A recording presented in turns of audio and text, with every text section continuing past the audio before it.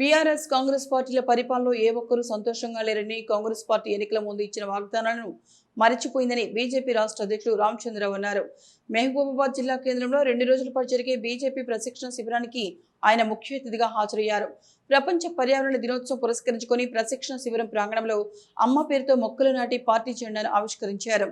ఈ సందర్భంగా మాట్లాడుతూ రాష్ట్రంలో 2 ప్రభుత్వాల కాలంలో అవినీతి తప్ప ఏం చేయలేదని మండిపడ్డారు.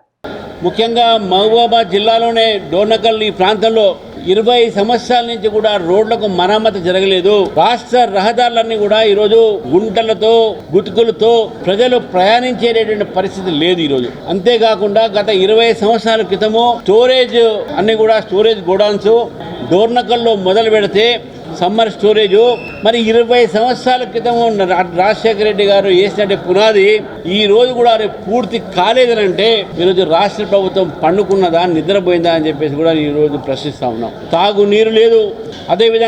అదేవిధంగా 100 బెడ్ల ఒక హాస్పిటల్ని నిర్మాణం చేస్తానన్న డోర్నకల్లో దాని మీద ఇంతవరకు మాట్లాడే పరిస్థితి లేదు. ఈ పరిస్థితి ఒక కేవలం మహబూబాబాద్ జిల్లానే కాదు, రాష్ట్ర వ్యాప్తంగా ఎలక్షన్స్ ముందు అనేకమైనటువంటి ఒక వాగ్దానాలు చేసినటువంటి కాంగ్రెస్ పార్టీ ప్రభుత్వంలో వచ్చిన తర్వాత ఈ వాగ్దానాలన్నీ కూడా మర్చిపోయింది. కానీ కేంద్ర ప్రభుత్వం ఇక్కడ దాదాపు 40 కోట్లతోని మహబూబాబాద్ రైల్వే స్టేషన్ ని ఆధునీకరణ చేయడం అయితే వందే భారత్ లో అయితే తీసుకురావడం జరిగింది తెలంగాణ కోసము.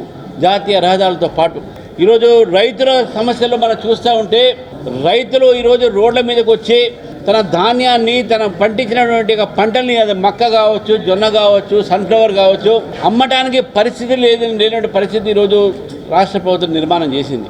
నేను మొన్న కూడా చెప్పాను, మళ్ళీ చెప్తా ఉన్నాను, రాష్ట్ర ప్రభుత్వానికి మీరు ఇప్పటికే 4 రోజులు ఆలస్యం చేశారు కొనుగోలు అన్ని కూడా.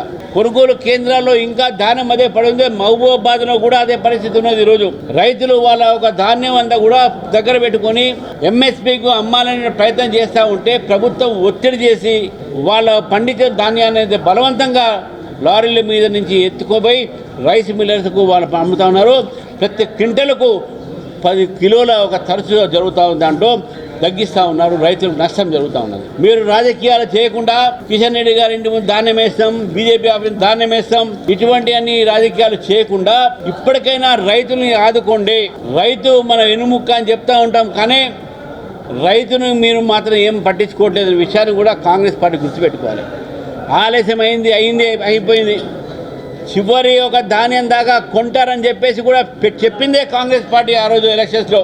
ఈరోజు వాళ్ళు కొనే పరిస్థితి లేక, కొనే ఇష్టం లేక, సంకల్పం లేక చివరికి కేంద్ర ప్రభుత్వం మీద ఈరోజు అభాండాలు వేస్తున్న పరిస్థితి ఉందో ఇది చాలా దుర్భాగ్యమైనటువంటి పరిస్థితి తెలంగాణ ఉందని చెప్పేసి, ఈ దౌర్భాగ్యంగా ఈరోజు కాంగ్రెస్ ప్రభుత్వం పరిపాలిస్తుందని చెప్పేసి కూడా ప్రజలు